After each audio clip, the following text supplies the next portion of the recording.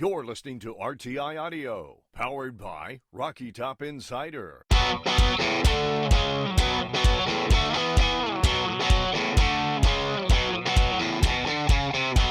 This is Pancakes and Bacon with VFL, Kyler Kerbysson, and Reed Bacon.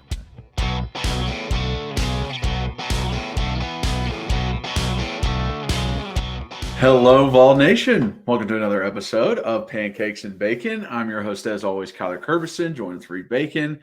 We got a great episode. We're talking about Texas A&M versus Tennessee. We squeaked away with a victory. We are 5-1. Didn't think it would look like this, but we are. So that is good. Before we jump into everything that has to do with the game, Reed, how we doing, bud? Woohoo! Gig 'em! Don't make fun of the milkman like that. Bunch of freaking losers, bro. I mean, that's probably some of the corniest stuff I've ever seen in my life. It is. I mean, if I was a big time recruit, I would just legitimately not even want to go there if that's how we're supposed to get hype. Now I get it; those guys aren't getting hype off that, but their fans are supposed to. Yeah. It is the cheesiest, corniest, lamest. I got another word for it, but I'll refrain. Like, it's brutal, bro. It's brutal. I mean, I guess all the NIL deals and all the cash weighs over that. Yeah, but if I was big enough recruit, I'd be like, all right, bro, I need this cash, and you guys got to cut this out. And they're like, hey, we've been around for like 100 years. We can't cut that out. And I'd be like, all right, well, I'm going to go get cash from another place that doesn't. Woohoo! I mean. Yeah, I know. It's literally their version of cheerleaders. Like, yell leaders. That's what they have. Tough scene. Man, I'm doing much better this week, or much better today than last time we talked. Last week was rough. I mean, the back was out, and then Tuesday or Wednesday I started getting upper respiratory / head cold / some stomach issues. I mean, it was tough. It was tough. I was like, and it was like one day I felt like I was getting better.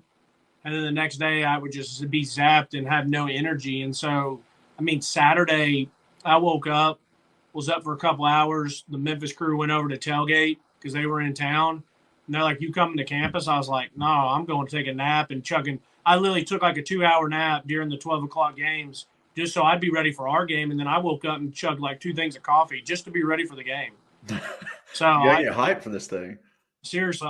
But anyways, I'm feeling much better now. And getting almost back to normal. Great win. And I got to do a quick shout out. So like I said, the Memphis crew was in. Thank the Lord. Seriously, I felt good enough with my back and energy wise. I mean, Friday was one of those days I thought I was like on the mend, but Saturday told me real quick I was not back. And, but we played golf on Saturday, and you know Bailey and Austin, basically who I call my brother-in-laws, and then Lou and my dad. So we had 5 of us. The 2 of them played in front, and then Austin and Bailey and I played behind them. And it's been really, really neat because ever since I've met Bailey and Austin, so I've known them for 3 or 4 years now, they were kind of just starting to play golf. And I'm talking going out and, shooting. Yeah, just hitting around a little bit. Yeah. I mean, and these guys are shooting 50s, maybe high 90s, 100s. And then to fast forward later, how good they have become is amazing to see. I mean, both of them have gotten so good. But anyways, Austin had himself a day on Friday. He came out and shot his PR, his personal record, at Holston, and that boy shot a 73, 1 over 73. Whoa.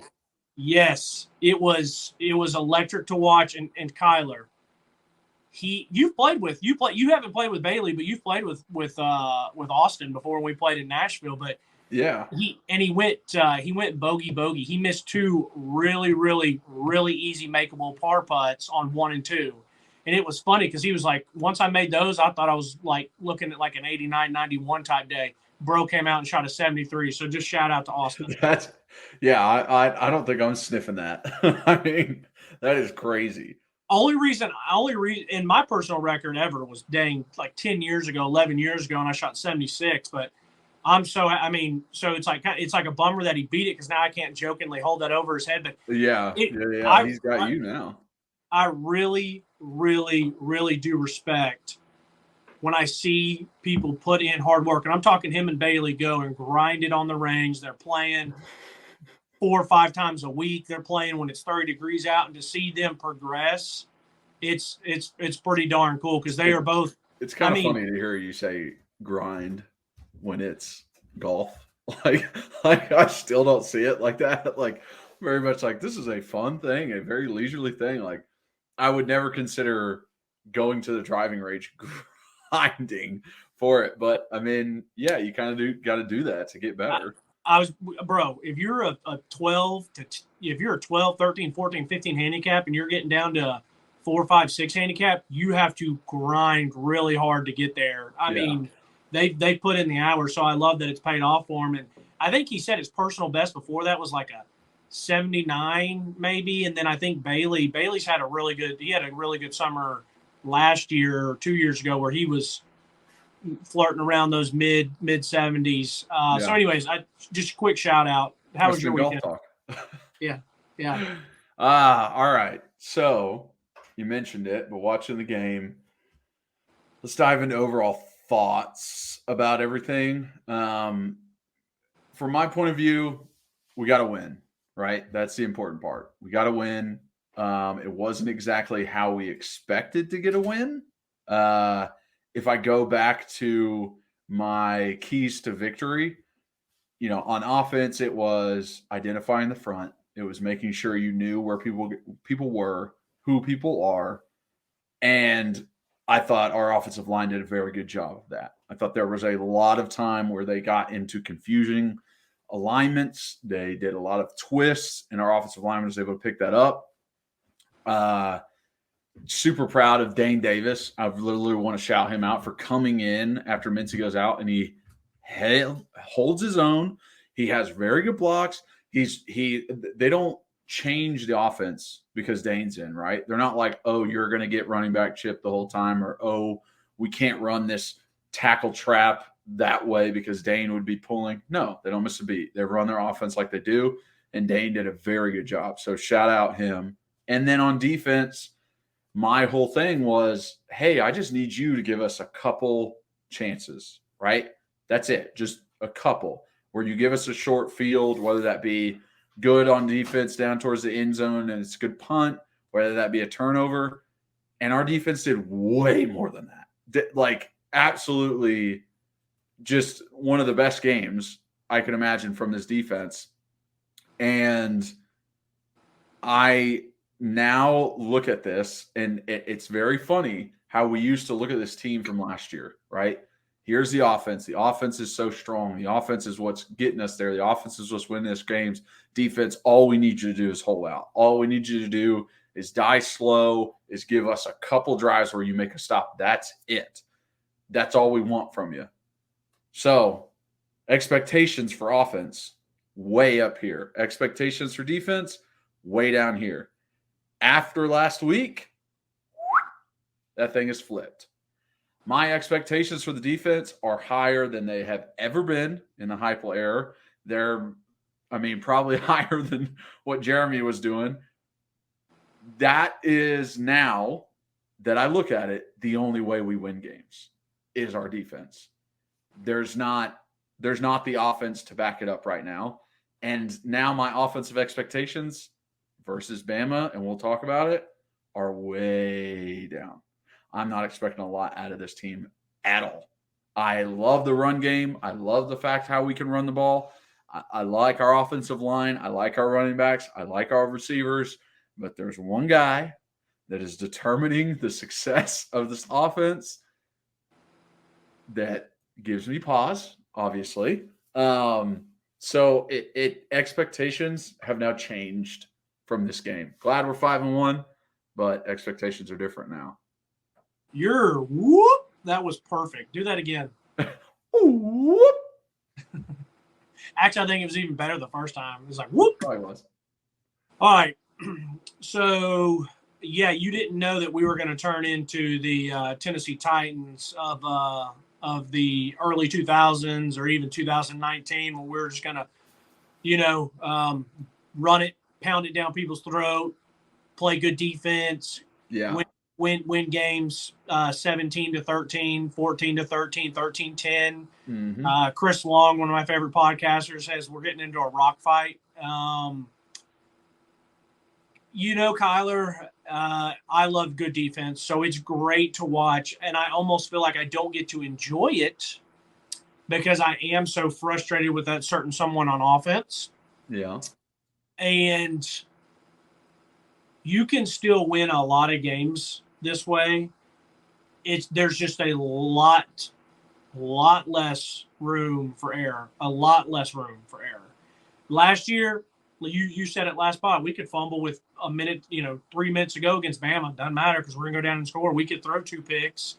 We could let a team get up 17-0. If a team gets up 17-0 on this team, you might as well just pack it up. I mean, it's like we're armed, a naval academy, Air Force. Yeah. We're one of the military schools now, honestly, because it's just that unfortunate. So that makes me nervous. Because I love it. Let's go grind it out. Let's go pound the rock. Shout out to these running backs. We'll get there. Shout out to these offensive linemen. We're going to get there. But one pick here or there, one fumble here or there, you're in trouble. For the overview, I love beating Jimbo. If I was a Texas A&M fan, I would be so frustrated and so sick. Oh my gosh. That they fired Kevin Sumlin, which I'm not saying he was the answer, but then they give Jimbo all this money. He's basically Kevin Sumlin again. If you look at the numbers, I don't know if I fault the brass at Texas A&M because I think I give them credit for putting the money up and going to get who they thought was the guy. They just missed. And Jimbo's a fraud. Yeah, and it's kind of like, hey, this guy won a national championship not too long ago. I mean, he was a very good coach at Florida State. Like, yeah, if you're going to just pick somebody off the street after you fired someone and you want to be in a good situation, he makes sense. But then again, I start looking back and I'm like, yeah, he had Jameis. He had a really, really good quarterback. And I'm thinking, did he catch lightning in a bottle one year? Was he a part of a weak conference? What's the case may be? Is there a little fraudulent activity in there? But then again, he could also be one of those guys that's just gotten left behind. I mean, it was, 2012, 2013? I mean, almost 9-10 years ago. And there were some plays that I thought Texas A&M did a good job. But seeing some of the players that they have out there and watching them, I mean, I was not very impressed with their overall coaching. Now, also some not so good decision making by Jimbo the past 2 weeks. I mean, versus Bama, there was a lot, and then that stuff before the half, I couldn't believe it. Yeah, I really couldn't. 1:32 left when we get tackled on 3rd down and we're about to punt. Call a timeout. You're going to have 1:25 with 2 timeouts. Like, what are we doing? You really don't trust your offense. Last thing for my overview is, and this is a personal problem. This is me personal. I'm not attacking this guy personally. I said I thought I was going to be done with him, and then I said, hey, I just know what to expect now. It's just inconsistent. But it's to the point now where his cringe stuff or his stuff that he does, it just runs all over me, and it's just so cringeworthy. And I'm not going to say I can't stand him because I don't know him as a person, but I cannot stand having Joe Milton as our quarterback. I would rather, if Nico is in the game making those picks or making this, that, and the other, I look at it as a learning lesson, as we don't know who this guy is. Mm-hmm. We know who Joe is, and it frustrates me so much because our defense is pretty darn good. Yeah. Our running game is pretty darn good. Our offensive line, who's been very up and down, when they put it together, they can be pretty solid for him. Our coach is amazing still. He makes some of the best play calls, and there was 2 things I was not pumped with him on, but he dials this stuff up. And legitimately, if Max Johnson is our quarterback or someone else is our quarterback, and make some of these routine throws, Tennessee is blowing people out. Yeah. And before you guys are screaming on the other end of this, but Ramel dropped it. I get it. That was one throw that Ramel blatantly dropped. I get it. The other one that Ramel dropped, terrible pass, way behind him. Like, I get there have been drops.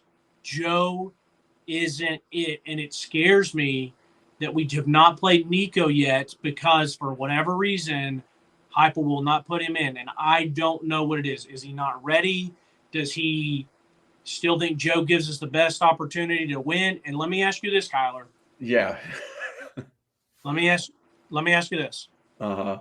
We might not have seen Hendon as early as we did if Joe did not get hurt. It's true.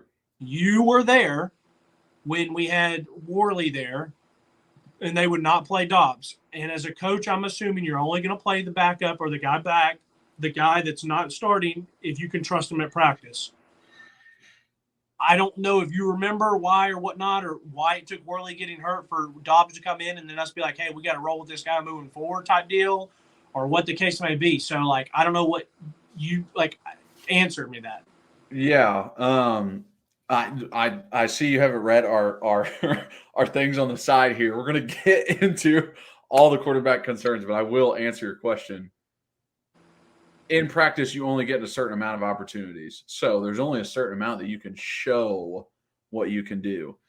Once a guy is kind of set as QB1, it is very difficult to take away that spot. It really has to be a breakdown on game day where he is throwing interceptions. He is not even understanding the offense. And it's really bringing the team down into losses. And we haven't hit that yet. We're 5-1. We have one loss. We're still a pretty good team. So it kind of muddies that water a little bit. I am not sure what it is that prevents Coach Heupel from putting in Nico. I don't know if it's, hey, Joe knows this offense a little bit more and can understand the plays a little bit more, can put guys in position that might like, oh, I don't know what I'm doing, do this. I don't know if that's it. Or if it's just the fact that Heupel's not ready to say, screw the season, I'm getting my guy ready for next year. Because when you do that, it is kind of like it doesn't matter what happens with him. Kyler, why can't I push back on that and say he's not punting on the year? Maybe he's trying to save the year because he's saying, hey, I'm making all these play calls. Our defense is playing really good. Our offensive line's playing better than expected. I just need someone that can execute better than the guy in front of me. I don't think it means you're punting on the season. No, I think maybe it's the opposite. And that if he eventually decides to put Nico in, that would because I trust Heupel enough, that would tell me, okay, he's not like he doesn't think he's punting on the season if he's putting him in. I think if you put him in before he's ready, then it is you saying this season doesn't matter, next season is more important. And we just don't know if Nico is ready or not. Like, we just don't. We're not there. We're not in meetings. We're not on the practice field. We don't know where he is developmental-wise. But, like, some of the plays, and we will get into them. I want to go defense first because they deserve to go first because they had an incredible game. But there are just plays that it's obvious. It's what a quarterback should know what to do. And we'll talk about it. Sorry about that. I honestly didn't even look at our rundown. So go ahead. Let's talk. I know you didn't. That's why I said it. But let's jump into defense. Let's talk about the Vols. This defense and the way that they have literally changed from season to season is incredible. 13 total points, 50% completion percentage, 2 interceptions.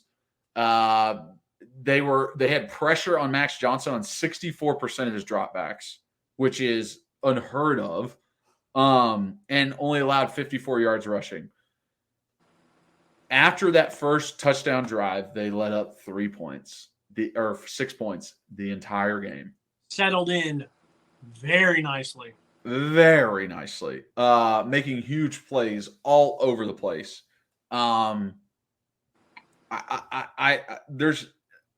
there's so much that I can say about this defense. I love our defensive line. I love how they get after the quarterback.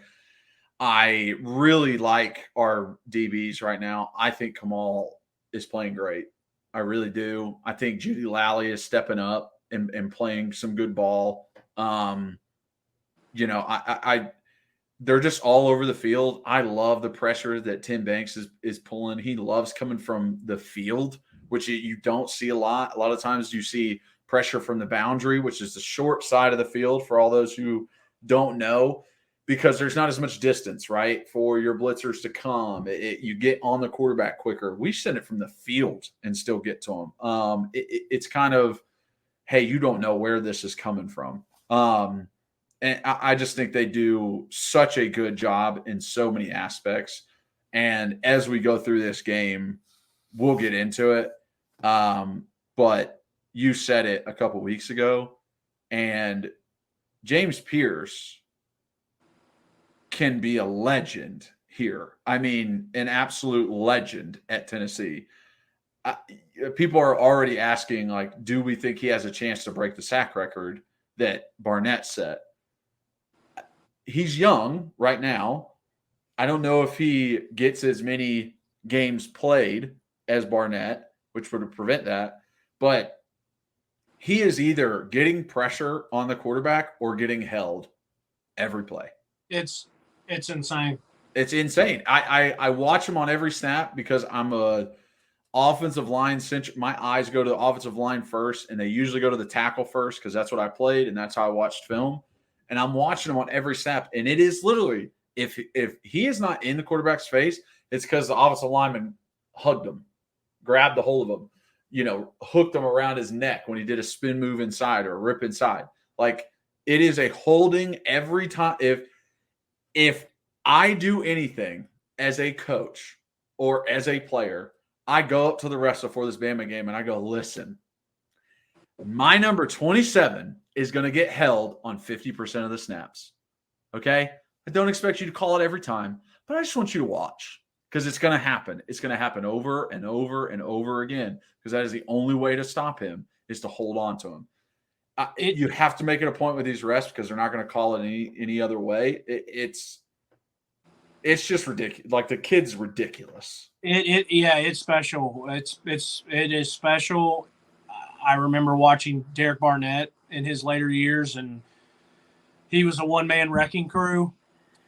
It's like watching Micah Parsons or Joey Bosa that's coming on tonight, Nick Bosa, TJ Watt. It legitimately feels like it's, like you said, every play if he's in there. So huge shout out to this defense to get into it.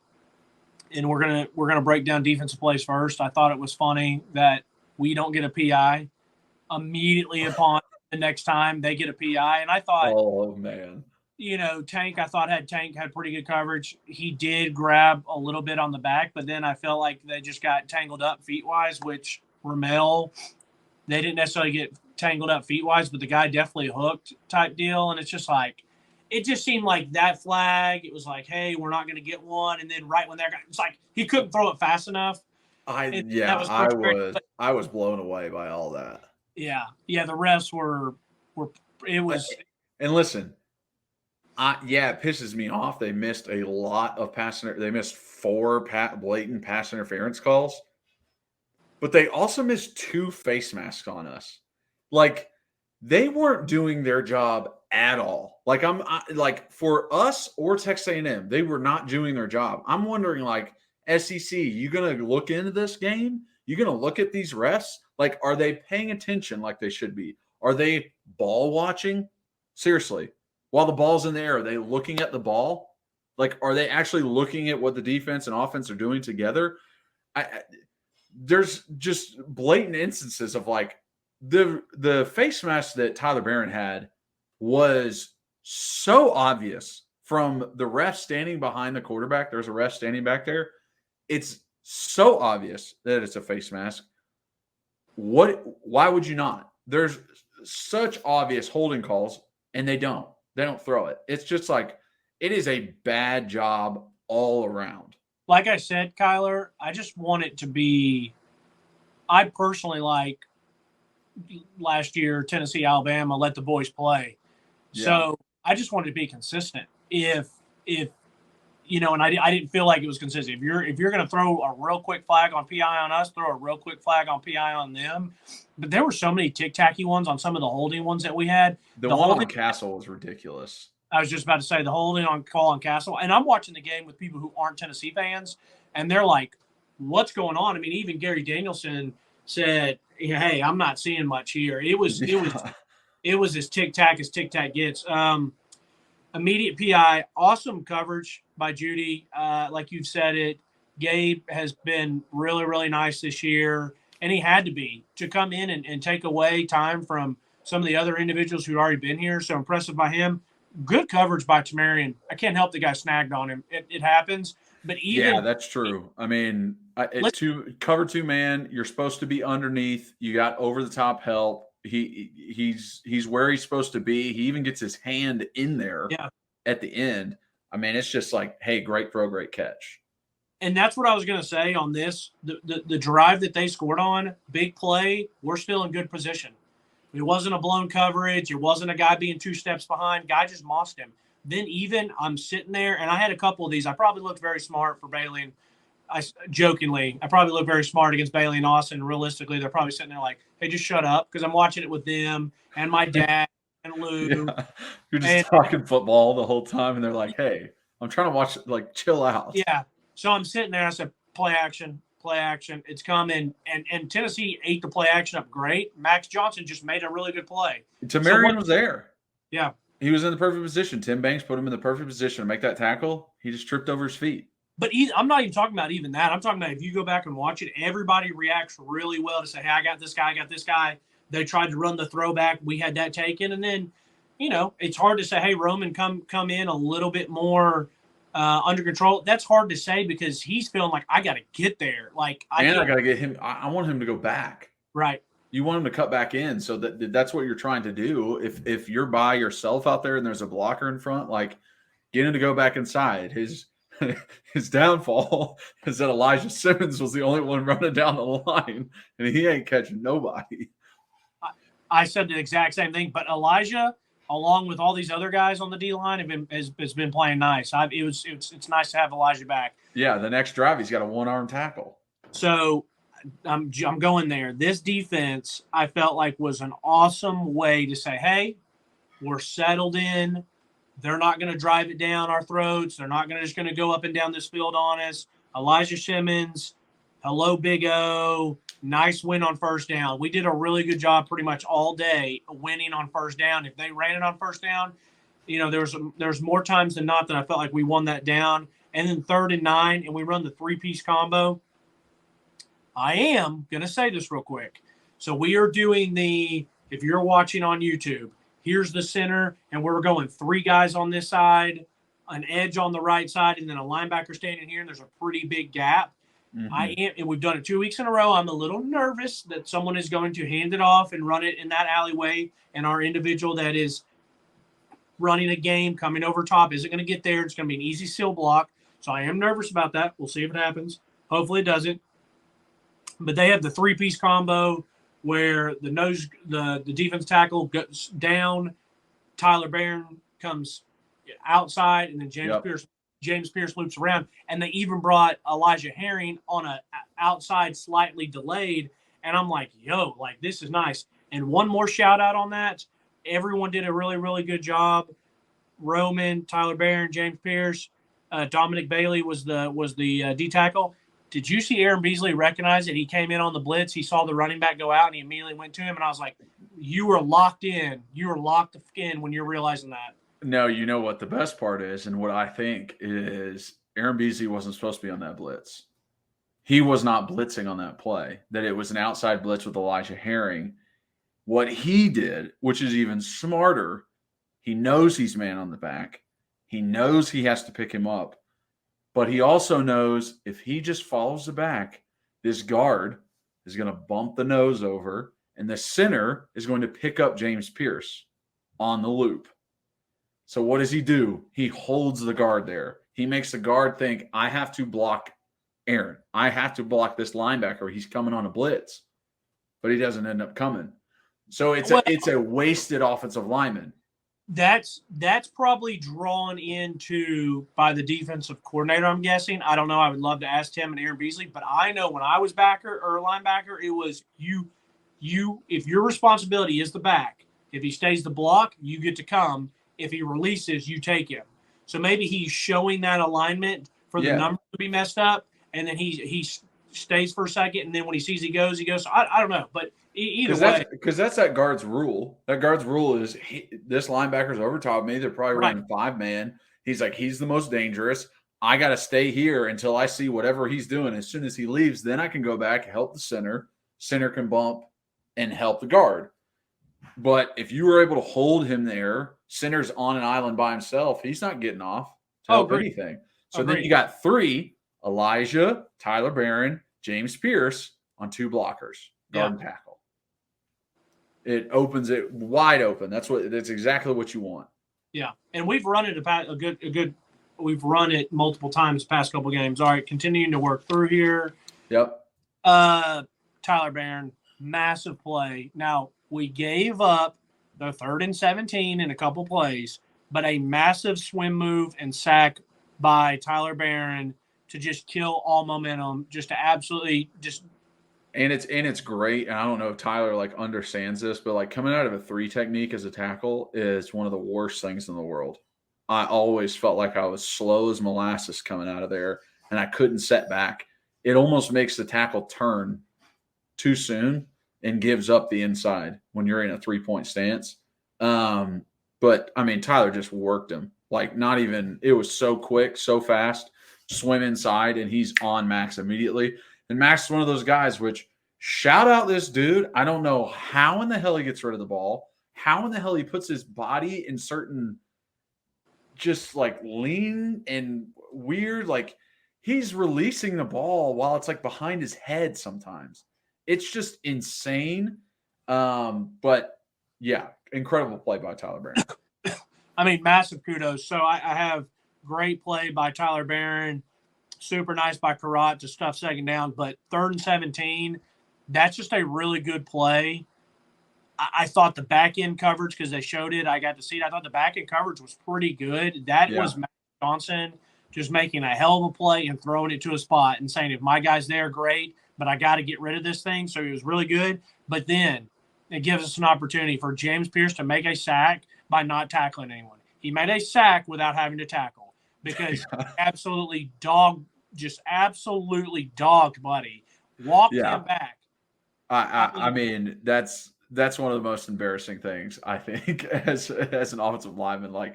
You caused the sack. I thought it was a great play. That throw on that 3rd and 17 by Max Johnson, that's what I'm talking about. He was falling backwards. Yeah. With his left hand, still threw it over top of his own head, and it was an accurate pass on 3rd and 17 to the sticks. I don't know how he did it. I really don't.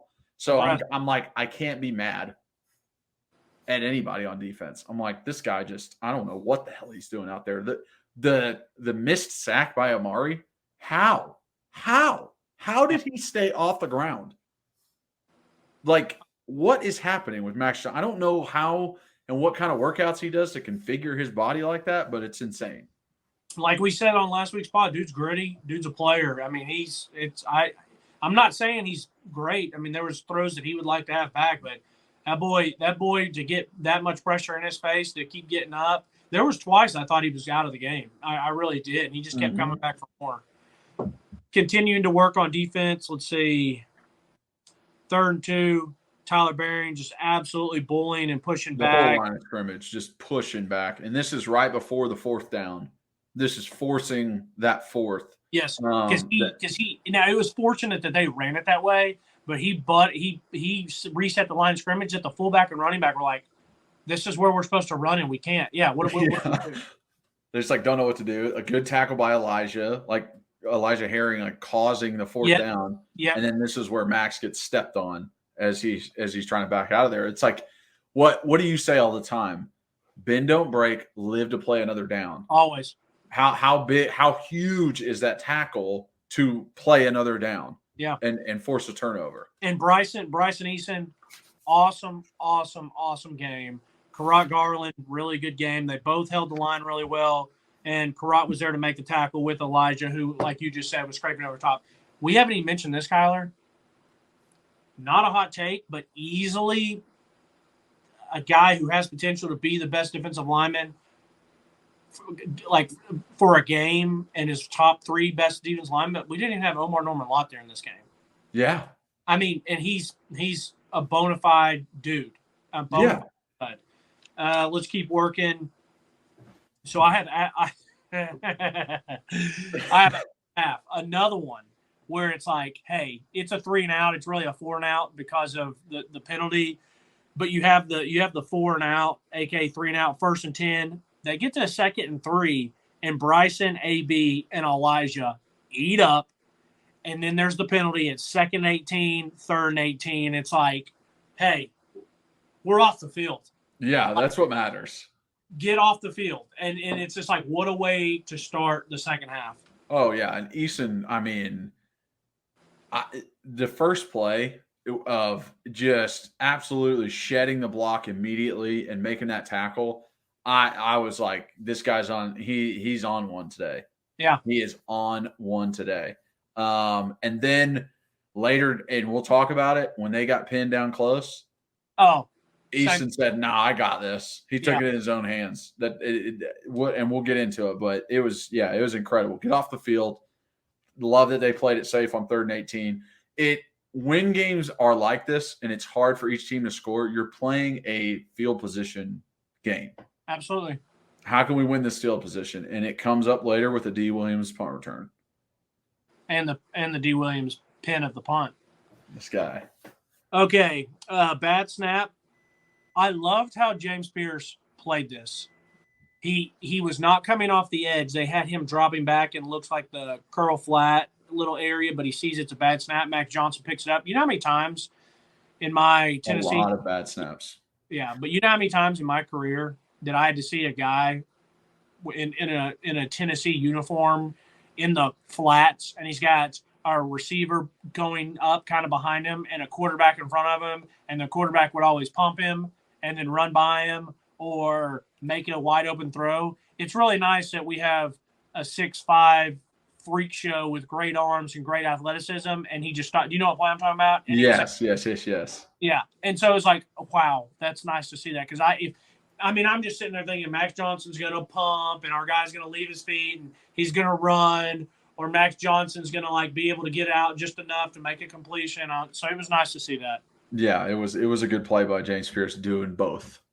3rd and 3 on this same thing. 3rd and 3. I know you love the play call. I know you loved it. It was a great wheel route. It was perfect. This is my opinion. We've been giving Max Johnson a lot of kudos, and I think he short-dicked this one because he saw the pressure in his face. Yeah. Pressure of the game had just started to wear on him. That's my opinion. I don't know what you think. I think it's that he kind of lofted it. He got air underneath it. I think he was just thinking like, "Hey, running back, help me out," because when I look back at it, if he leads the running back, I think Buddy gets laid out by Wesley Walker. Yeah, like absolutely crushed. Wesley's sprinting over there at full speed.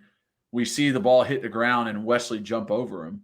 And when you go to the wide view, it is very much like if he leads, Wesley has a chance at this ball or decleating the running back. Yeah. So I don't know. I think it's a little bit of both. I think it's running back getting super excited and just sprinting off. Because in those certain situations, running back's leaving. I have 5-man protection. If they're sending a blitz, running back needs to know quarterback is hot. He's throwing it as soon as he can. And with that, you got to slow down. Yeah.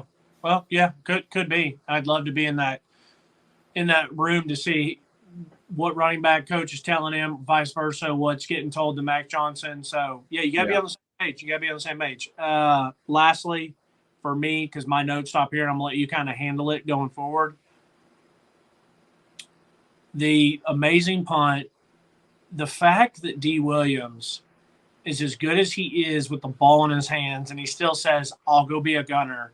I'll go down and make a tackle. Yep. I'll go down and try to catch it. And thank goodness that he had the awareness. I cannot stand when I've seen those guys and they're running and they're so focused on the guy that the guy does the fake off and the ball bounces like, hey, you're athletic enough. When you're running, you get around your guy, you're running down there. Let's take a look.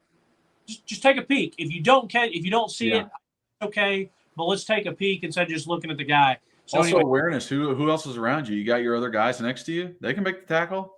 Somebody's got to go get that ball. All right. So, and then the Bryson Eason just show. Yeah. I mean, back-to-back plays, and then Wesley Walker has a move where he walks up and he just does a little outside okey doke back in, and I don't know if the tight end gets a hand on him.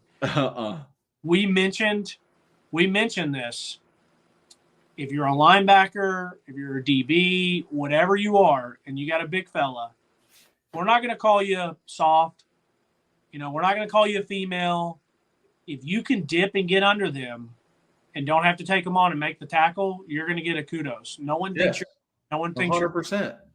No one thinks you're soft. So the fact that Wesley Walker just okey doked him like that, but anyways, I just thought I loved seeing it. But I mean, Bryson Eason, man, 2 plays in a row, just bullying. Yeah, just bullying dudes, making the play in the backfield. And we talked so many times before the season, like, who's the other defensive lineman besides Amari Thomas? And Bryson Eason is like, I'll do it. I'll be that guy for you. So just incredible. And then the D. Williams return. Let me say this, Kyler. I love it, though, because it's not just Bryson Eason. I mean, like I said, like, if Dominic Bailey's in the game, I feel like he has good reps anytime he's in the game. Elijah Simmons is back and playing well. Garland is doing a really nice job. Mm-hmm. We've already talked about Omar Norman-Lott being awesome at D tackle. The entire D line. And you know what? I guess that's why so many guys are getting reps, because they deserve it and because they put good product on the field. Yeah. You show me something. You show me some pushback. You show me some shedding of blocks, some taking on double teams. I'm going to put you out there. Absolutely. So Rodney Gunner's building up trust. D. Williams' return, just incredible. So glad he got one. I mean, even Gary Danielson was like, he's begging for it. Are they going to kick it to him? It's like, I really freaking hope so, because Buddy's dangerous. Cherry on top of his return, just juking out the 12th man that they have on special teams, just making him look like an idiot. My battered Vol syndrome was so worried about the punch fumble coming from that guy chasing him down, but got there. So beautiful play, literally won us the game. I'm just so excited that is a part of this team now. It's like, play great special teams and defense. All right. Like, I mean, I'm an offensive guy, but like, I don't mind that. So my battered ball syndrome was no flags.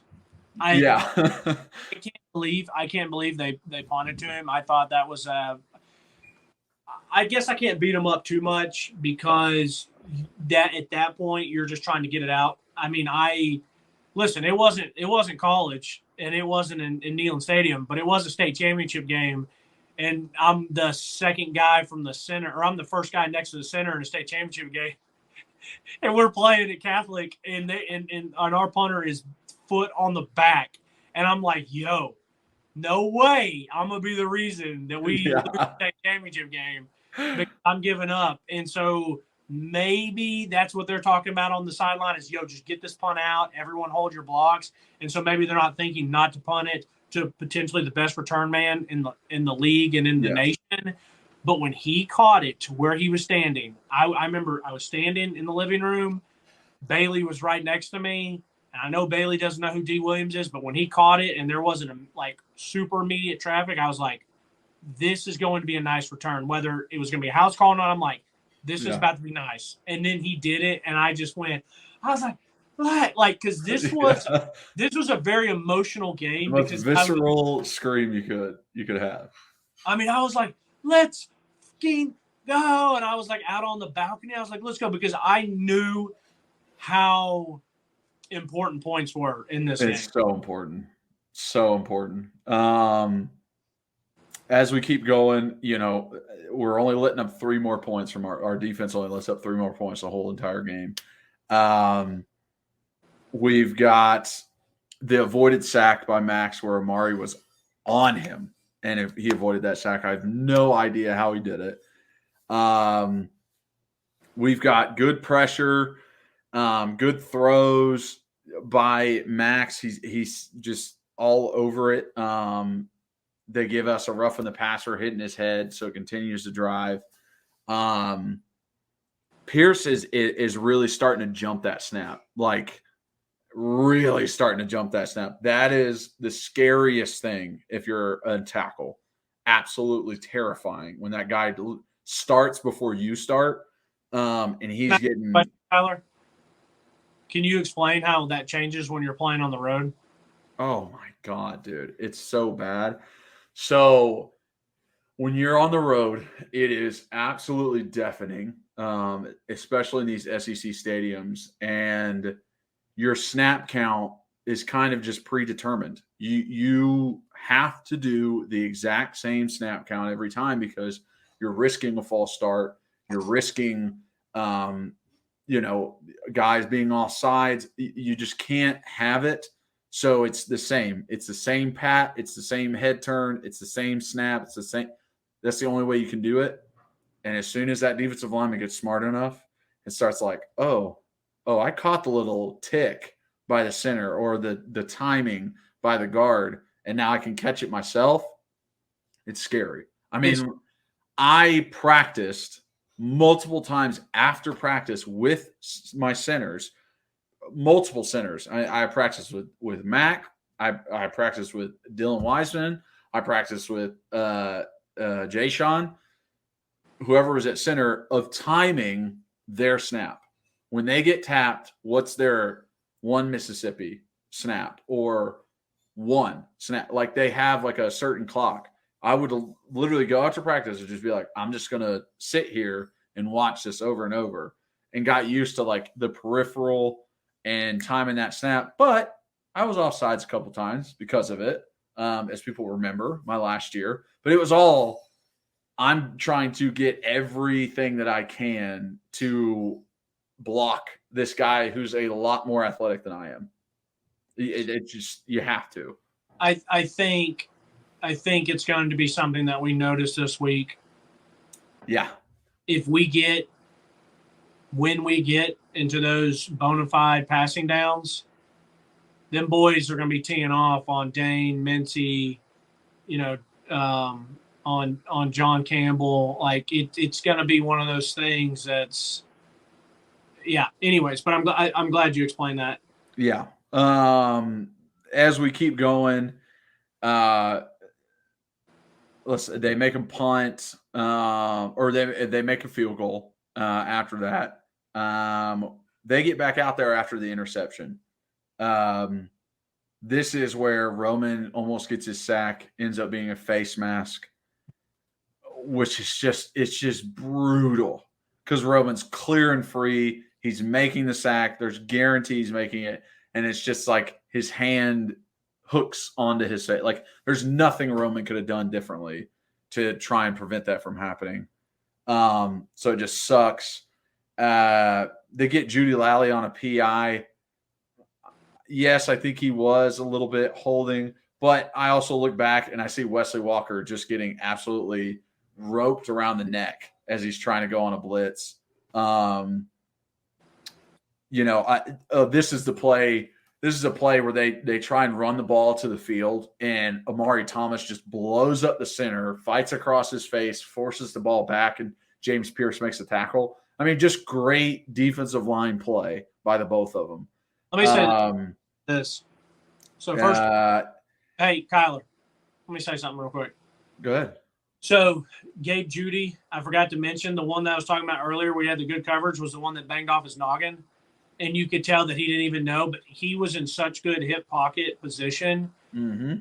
I know everyone's like, turn around, you can pick it off. Hey, guy, it's a lot more difficult than you think it is. Second off, the play about Roman, when that happened, that's where I started getting that feeling in my gut. I said, these little things of Max Johnson breaking a tackle, making these great random throws, that's where I was like, yo, this might not be our game. That feeling that you get where something's going to go wrong. But anyways, continue. Yeah, I agree with you. Let's see. Max Johnson makes a great throw on a dig right over Aaron Beasley. Beasley's right in the right position. A great tackle by Tamarian in the flat the next play. Fantastic. Yeah, just fantastic. Fighting across, crossing route, stays with him the whole time, makes the tackle. Hey, I kind of feel bad. You know what? I kind of feel bad. I'm rewatching this punt return. We need to give a shout out to all the people out there like running down, blocking, no holding. At least you didn't get caught. Wink, wink, and like doing their jobs. Those are guys that are, young guys that aren't playing what they maybe feel are meaningful snaps, but those guys legitimately had the one of three game-winning plays. And they might, like I just saw Christian Conver, number 15, running down. I'm like, you don't even think about it, but like a really good block on the – you know what I mean? Yeah. So yeah, we all know that all the coaches want to talk about the three phases, and all of us are like, yo, I'm just trying to start on offense or defense. Everyone ignores the special teams. It's second fiddle. You can't help it. Unless you're the returner. Yeah, unless you're a returner. D's excited every game. So great tackle by Tamarian in the flat. And then this play by James Pierce. He's on the field side defensive end. He drops into coverage as we send a blitz to the shallow side. Jalen McCullough comes on the blitz. James Pierce drops into coverage, realizes there's a crossing route, and just hums on Buddy, follows him all the way across, and then makes the tackle in the backfield on the other side of the field. I mean, like we said, the guy's a freak, and I freaking love it. An alien. It's so sick to have an alien on our team. Yeah, it really is. It really is awesome that there's a guy out there that it's just like it doesn't matter what you're trying to do. Yeah, it's sick. Like, I mean, I didn't know if it was going to be a receiver in this offense, a quarterback in this offense, but darn it, I love the fact that it's a defense end. Yeah. They end up missing the field goal, which is huge. As defense comes back out, let's see. First play, Eason folds Max on a throw. They run the perfect play call. They run a screen into our blitz, and the guy drops it. I mean, you talk about before when you thought it was going against you. When Buddy dropped it, I was like, oh my God, we're so lucky. I mean, that's a 50-yard gainer for sure. Right when I said, oh my gosh, what a great play call. And then I was like, what a loser for dropping it. The moment got too big for him. Moment got way too big. And then an interception. Gabe Judy-Lally comes away with the pick. And it's kind of sad that when he picked it, I was like, please return it all the way because we're not going to score. Kyler, I was yelling. I said, please go. Please go. Only thing, if he didn't get in, I needed him at like the 1 or 2 so we could somehow just run it in. I know. And we end up on the 6, and we still don't score a touchdown, which is embarrassing. But it was kind of cherry on top that, like, the refs missed the false start, and then we get a pick. Like, if they catch the false start, Texas A&M gets another play. Like, the pick doesn't count. Right tackle? Yeah, the right tackle. Yeah. It's blatant. The refs are so bad at this. They're so bad at this. Like, they're affecting the game. Texas A&M gets another play. Like, that pick does not count if the refs are paying attention to what they're supposed to be paying attention to. Dude, I was yelling. I said, right tackle move, right tackle move. I said, we don't care. We don't. Yeah. No, he didn't. No, he didn't. Yeah, it was like, don't shoot it. Don't shoot it. Yeah, great shot. Yeah, great shot. Yeah, so it's just crazy. Defense did everything. Listen, we got to wrap up defense, get to offense. I know. Everyone played well. It's much easier to play defensive back and linebacker when you have very disruptive and very good D-line play. And this is not a knock on anybody in the linebacker room or the secondary room. I still think there's room to have guys that are even better, more elite in that back part. And it's like, if you can continue to build on the D line and add a linebacker, we all love Aaron Beasley, but if you had a guy that has the physical size and stature and athletic that they did at number 45, yep. And you add a 5-star high level safety, Eric Berry game. I'm not saying Eric Berry, but if you add one of these guys, defense wins championships. Yeah, look out. Last things on defense. They played Spooky Rocky Top on that third down at the end of the game. That was incredible. Incredible. Just got people fired up. And then interception at the end. Kamal Haddon, great coverage. It's 2-man. You're manned up on your dude. He follows him on the dig. He's all over his ass. Pretty good pressure too. And it's just great defense. Kamal, please just go down once you make the interception. Thank you. Quit worrying me. I said, screw it. Lou was saying, get down. I said, screw it. Go. I don't know. Go. Fuck it. Go. That's what I said. I was like, go, bro. I don't even care. Yeah. All right. Thank you, defense. Thank you, special teams. Now, let's talk about this offense. As we said before, the offensive line, the running backs, the wide receivers, the tight ends are all playing great, all playing incredible. There's one common denominator, and that is the quarterback. He is just not who we need him to be. Just some stats for you, a couple stats that kind of give you a glimpse. Josh Heupel has always had a very good offense. That is who he is. He's an offensive guy. This is the first game he has ever won as a head coach with scoring less than 30 points. The first game scoring less than 30 points he's won as a head coach. That's all he is offense. Right now, we're 126th in the nation of passes 20 yards or more. 126, Reed. Are you kidding me?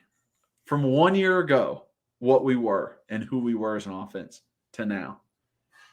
It's blatant. It's all over the field. You talk about the cringy stuff. I'm also talking about plays and him just not fucking seeing it. Listen, if it's a false start and it's 3rd and 8, still fight for the first down. What the hell are you doing? Why are you running out of bounds? Still fight for the first down. You can obviously get it. It's not that hard. When it's 3rd and 18 and you run out of bounds and truck their linebacker for a 6-yard gain, don't get up and get all excited. You just got to turn over on downs. What the hell are you doing? When it's 4th and 2 and they draw up a play call for you, do something. Run it yourself or throw it. Don't throw it after everyone's out of bounds. There is just so much stuff this guy is missing. I don't know if he understands football. Like, I don't know if he understands the game of football. Like, who gives a shit if you ran the guy over on the sideline? It's 4th down. You got stopped. That's not good. Don't jump up and celebrate. No one else is. When the guys go back and watch the film, they're going to see that interception and think to themselves, what is that? Just because they're offensive linemen doesn't mean they don't understand football. Just because they're running backs or wide receivers or tight ends doesn't mean they don't understand what defensive coverages are. That this is obviously not where you throw the ball. Everyone's going to see that. There's plays later on where Joe just starts running out of the pocket and tries to force the ball to squirrel while Ramel is running a post pattern in 2-man under. It's cover 2. Where is your open receiver on the post? What should you know as a quarterback before the ball snaps? Where your routes are going. As soon as the ball snaps and you see 2 safeties backing up, in your head you go, middle of the field. I need to attack it. And go, oh, Ramel is on a post. He's going to be open. That is what should run through your head. That's what runs through every guy's head who plays Madden. Everyone understands this. Why in the hell does he not? Why does he not get it when it's happening? Maybe he gets it in practice. Maybe he's seeing it in the film room. And when they ask, he's like, oh, yeah, it's this. But then he gets out there and it's just not computing in his head. But this, like, Ramel is going to watch that film. Wide receivers are going to watch that film and go, like, what the hell? Like, it will cause division to see blatant, easy things for a quarterback to understand get missed. See, and that's what I don't know when it's going to happen. It was to the point, it's so funny because that play I was going to bring up to you specifically. I watched that play no less than 10, 15 times. It's crazy.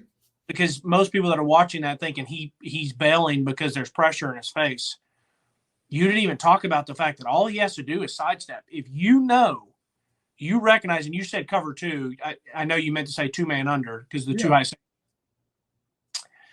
If you know that's where you kind of need to go for the sticks, and if you do feel pressure over this way, and he just bails outside, the sad thing is he kind of made like a decent little throw to squirrel, but it's like you're making it difficult on yourself. Like all you have to do is sidestep and sling that boy because you're going to have 25 yards of wide open space to lead Ramel.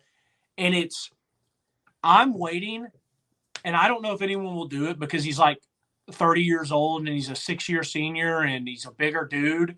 But if I'm a Tyler Barron, me personally, like if I'm Tyler Barron, if I'm Aaron Beasley, if I'm one of these, even a Tank McCullough, like even one of these guys that feels like I got enough juice to say something, I'm be like,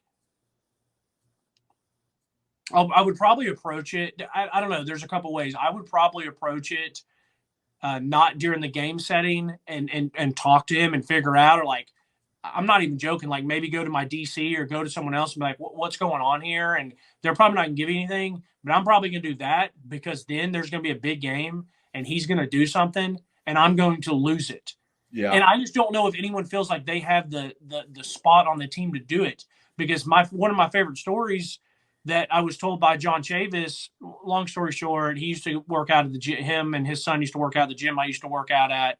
And we were going down memory lane one time, and it was the story about Peyton Manning throwing like 3 picks against Florida, and Al Wilson comes up to him. He's like, if you turn the ball over again, like I'm beating your ass. Yeah. And it's like, and I get it. Al Wilson's the alpha, but then again, like Peyton Manning's still Peyton. It's like, and I guess technically Al was younger than him, but he just didn't, I guess school-wise, he didn't. But it's like something like that, because I found myself in this game. There was multiple times I got extremely frustrated when he ran out of bounds on the free play or didn't chuck it on the free play. When he gets up and starts talking shit, I'm like, you're an idiot, bro. Like, you're a grade A idiot. This is like Kamal Hadden running his mouth to Shane Beamer in the South Carolina style when we're getting beat by 30. Like, this is high-level grade A quality dumbass. But when I lost it, when he threw that pick, I immediately just yelled, and I try not to cuss anymore, but I was literally just like, I just yelled at the top of my lungs. I was like, F you, dude. F you. Like, there was a time I was like, I'm just not watching the rest of the year. Like, I won't watch the game, and I'll go back and rewatch the recording after I know. Because what's so frustrating about it is, like, when in the Pruitt years, at the end of the Butch years, the Dooley years, like when you know your team sucks, like you're not invested. But when you watch how good the defense is, when you watch how good special teams is making up for your mistakes, how you're watching how our coach is awesome and he's dialing everything up for you and literally baby handing, like just gifting you stuff, and you screw it up, but then you want to like talk. And Kyler, when he threw the pick and he said, hey, come on, guys. Come on, like, come on. We all right. We all right. My bad. I know. There's so many drives that he doesn't do the right thing at the end of the drive, whether it doesn't have to be a pick, but doesn't make the play on third down. And then is like, come on, guys, we'll get him next time.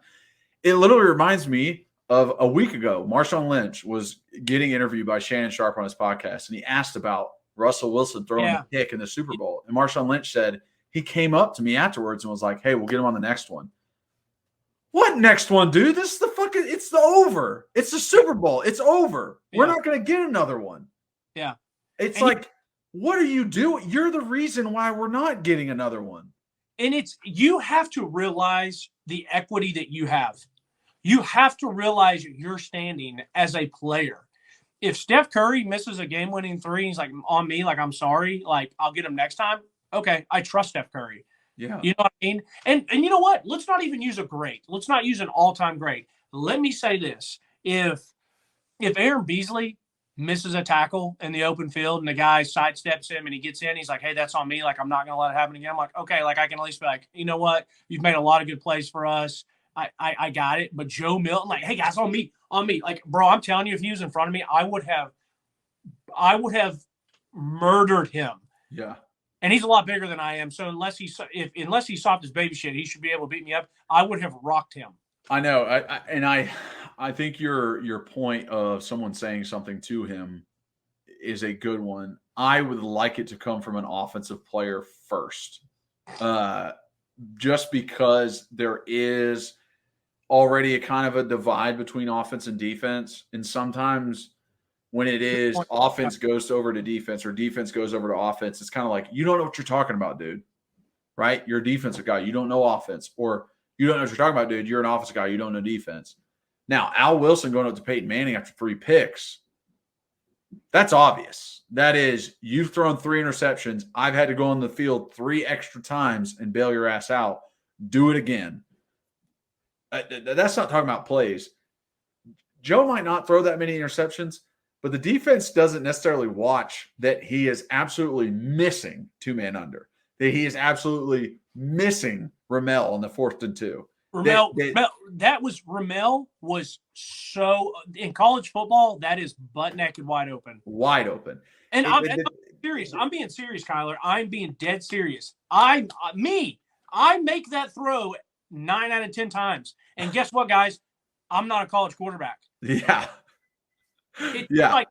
It's just unbelievable. And that's what if I'm frustrated for Heupel, I don't get how he's frustrated. That's the crazy thing about all this. It's like Joe has pictures of Heupel in the shower and he's like, hey man, if you pull me, I'm showing everyone that delicious, sexy body of yours, and you're not got dirt on him.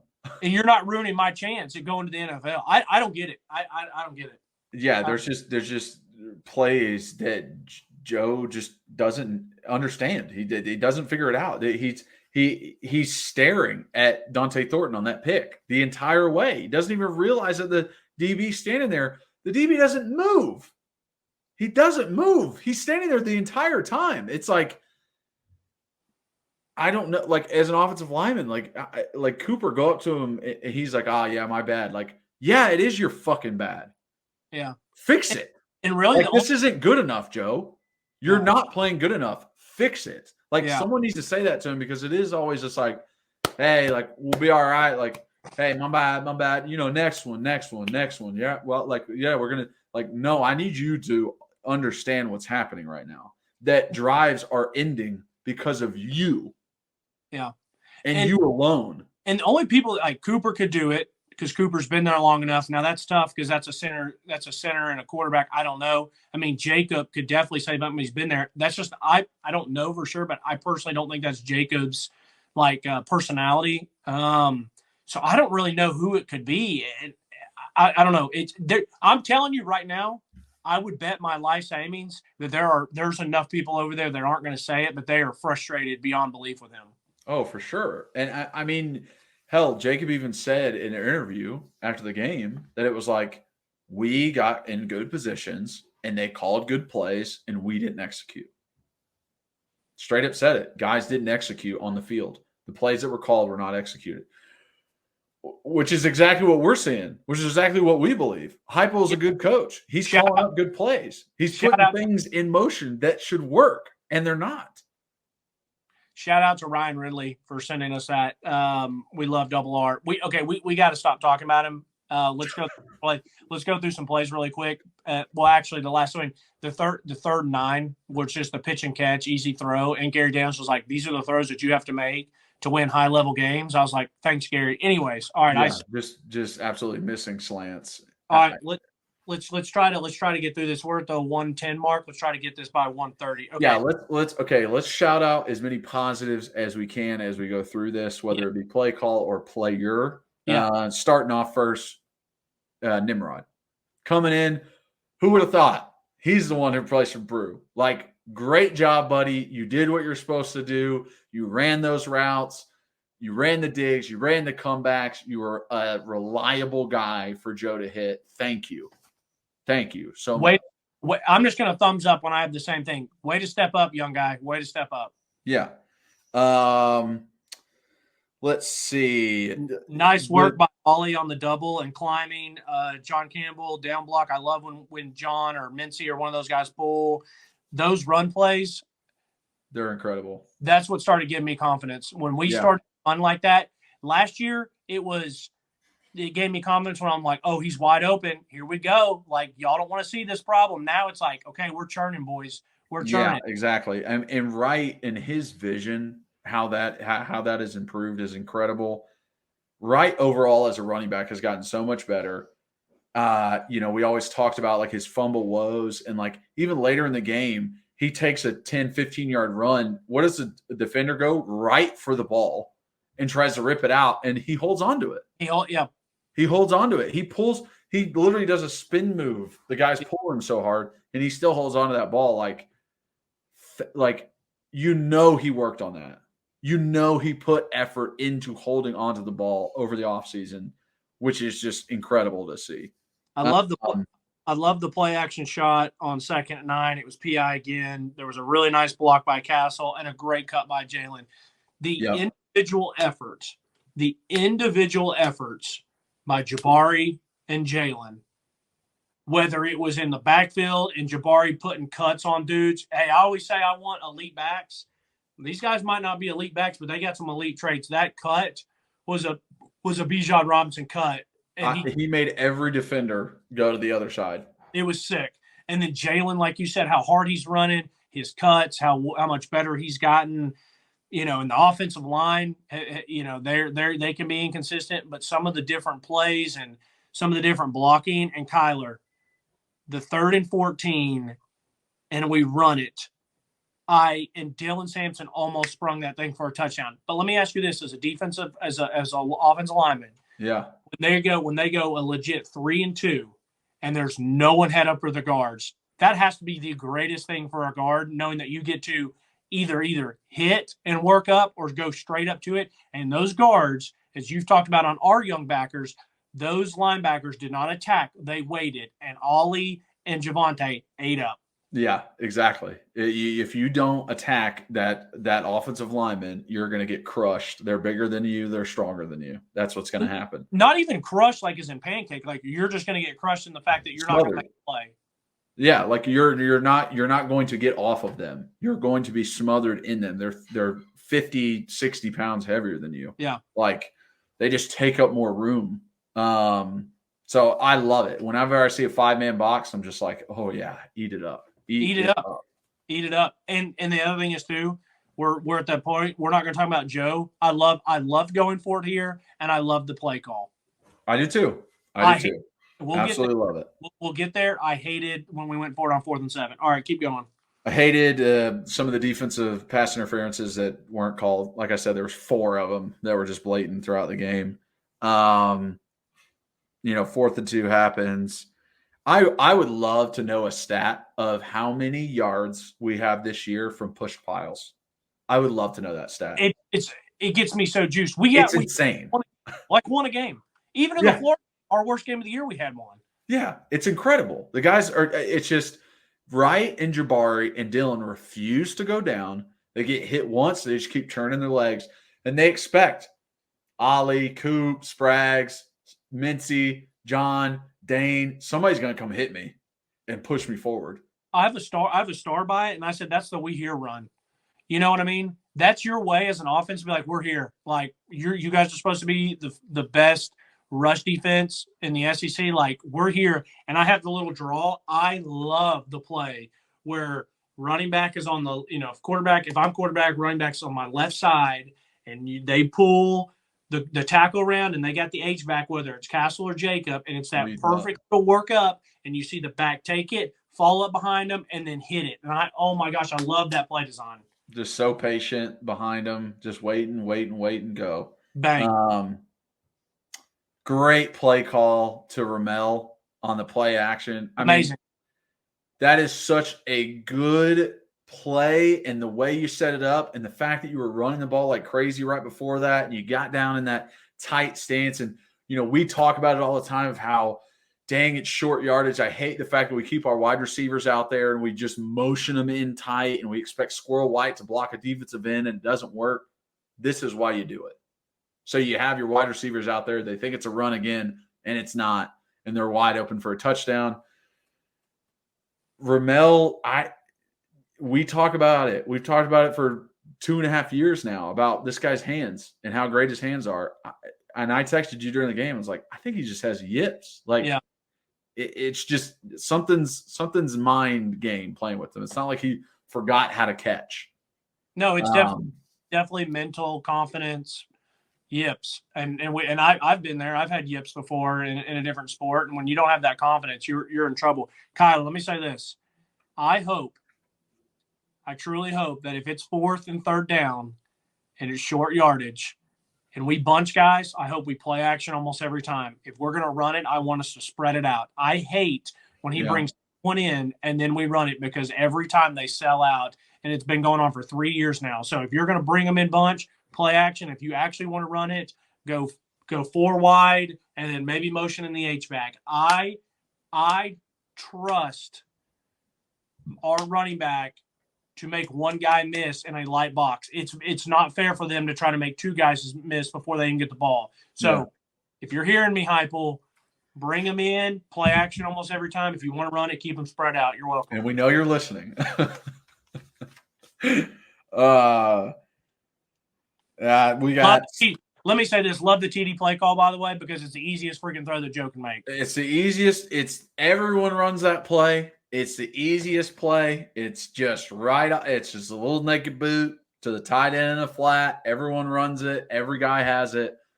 Great touchdown. Love Jacob Warren's finish. Love that he got the touchdown. And very easy for Joe. There's no complication here. Yeah, next offense, we've already talked about all these. I like that we took the shot and we did get a PI on Ramel, the tic-tac holding on Castle. That was tough. Honestly, Castle's was open before the PI happened, but I guess we don't.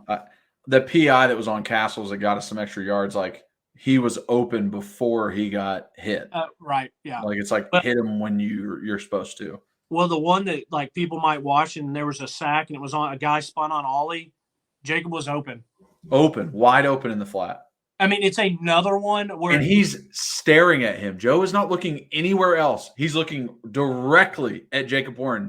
He's not looking past. He's not looking over to the other side. He's looking directly at an out route by Jacob, and he's wide open in the flat, and he still gets sacked. It's once again where it is as wide open as wide open gets.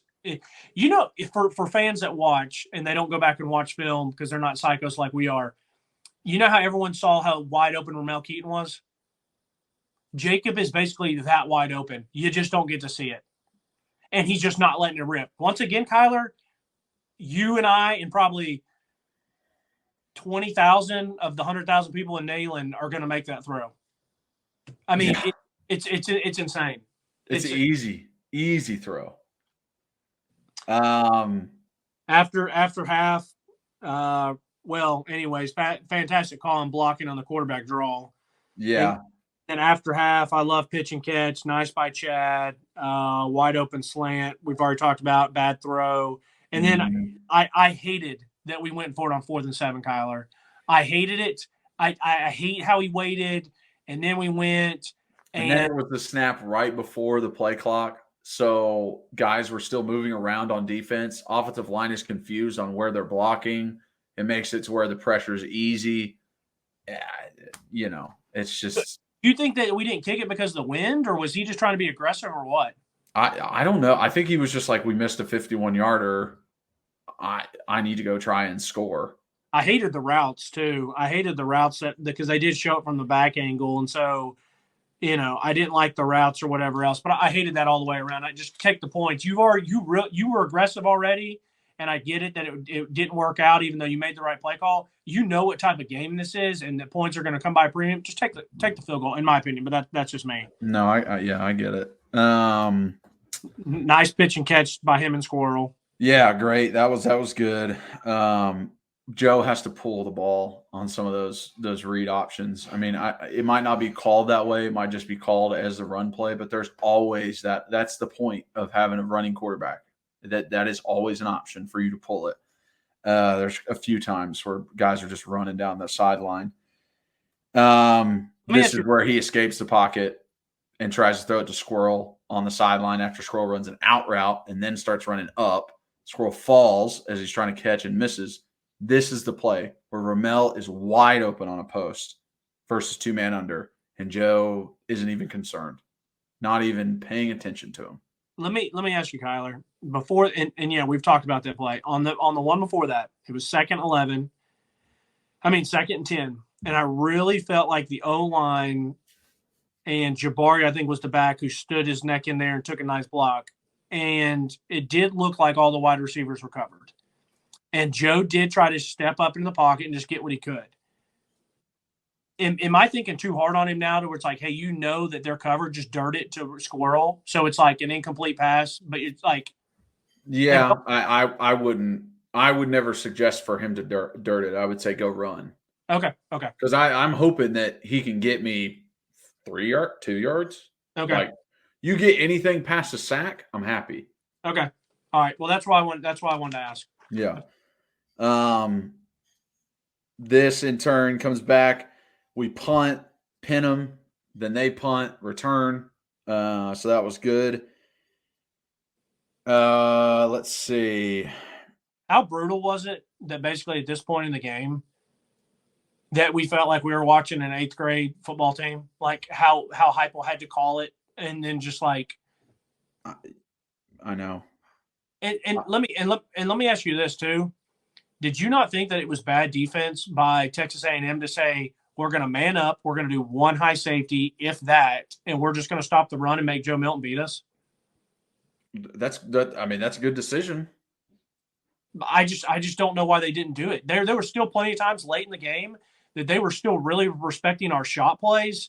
Yeah. And I'm going into this Bama week, I'm like, I'm going to be shocked if Saban's like, all right, we're going to play man. And I don't think Saban will come out of cover one man. Like, one high safety deep, man coverage across the board. Like, why would he come out of that? I don't know. I don't know why he just doesn't just bring it every time, because it's either we're going to, kind of blitz to stop the run, and then if it is a pass, we're going to make Joe poop his pants. I don't. Yeah, I mean, I don't see how it happens. This is an underthrow to Nimrod, defensive pass interference. I don't call it. Brutal. A throw to Thornton. It bounces off of him and Castle catches it. All right, cool. Good job, Castle. But catch it with your hands, Thornton. Yeah. Not with your face.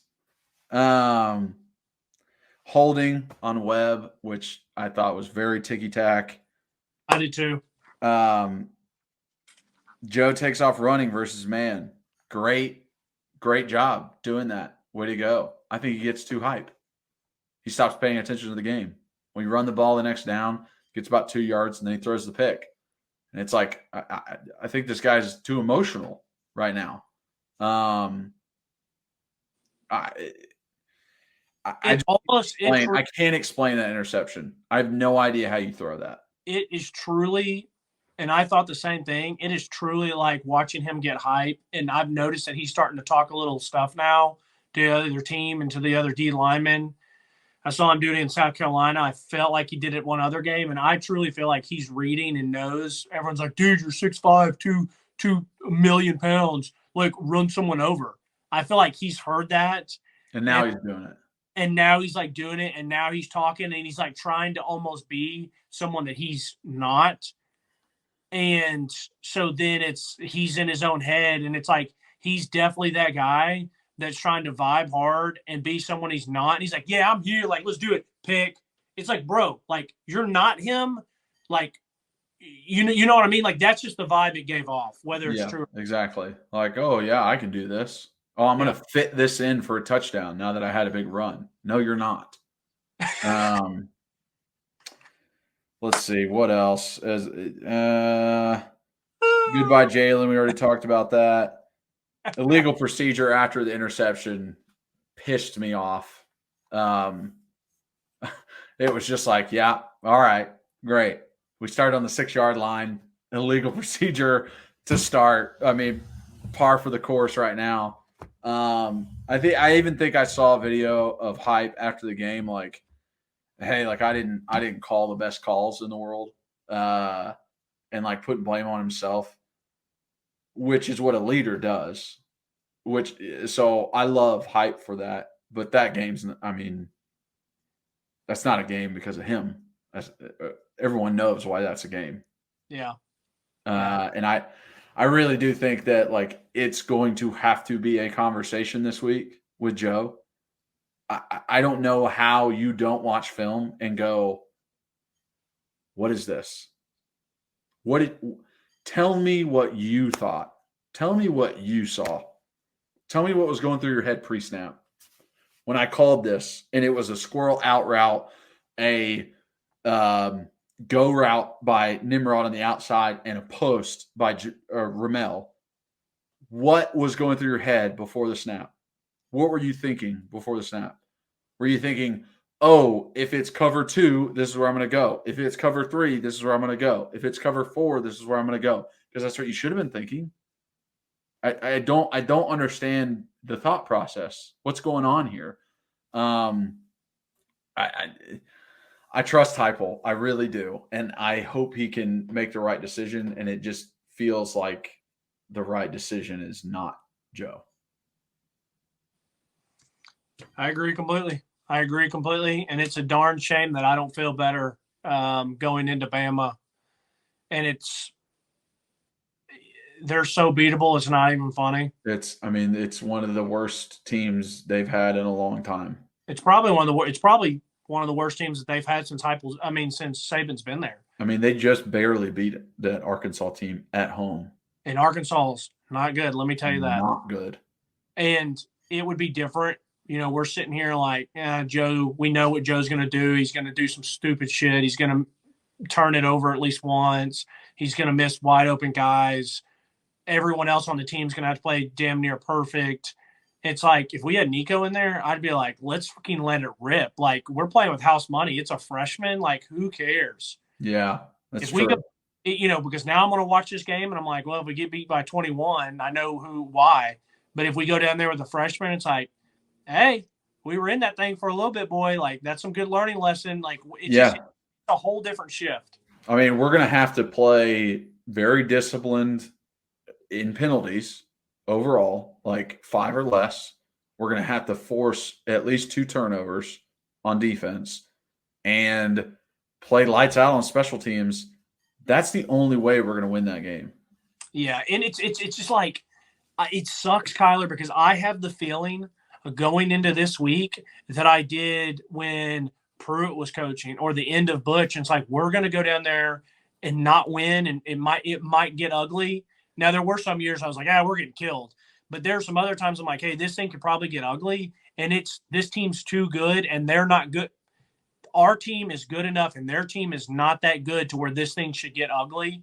But if it's on the road and we don't have a leader making plays and settling everybody down and their crowd gets going and their defensive line can tee off, it could get ugly, unfortunately. And the rosters shouldn't be an ugly game.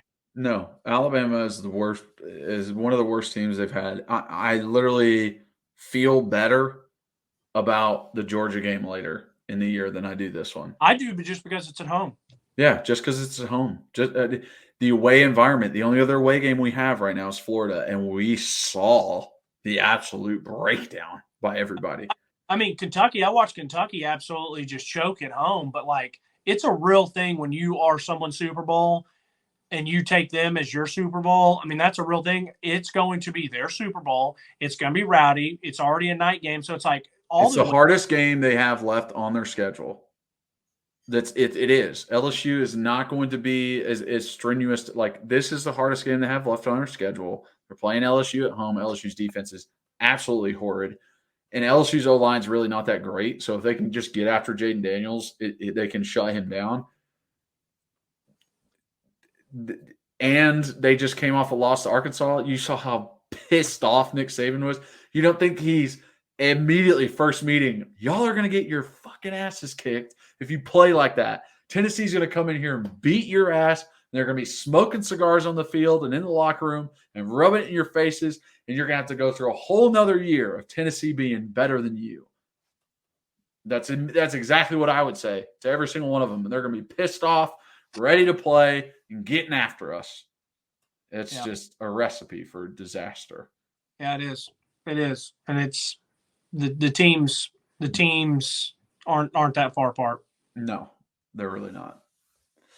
All right, went a little long, but great pod, man. Great pod. Frustrating times, though, unfortunately, because of one individual. We'll be all right. See you, brother. See ya. All right. Thank you guys so much for watching and listening. If you are watching, please like, subscribe, hit that notification bell, and leave a comment.